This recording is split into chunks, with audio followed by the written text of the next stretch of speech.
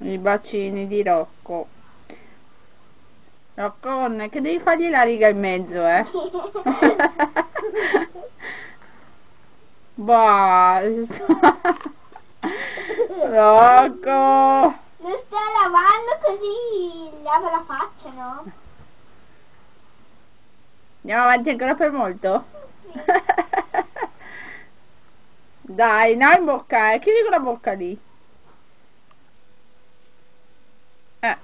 Rocchino. È buono, Lorenzo. Ecco. Sei qui.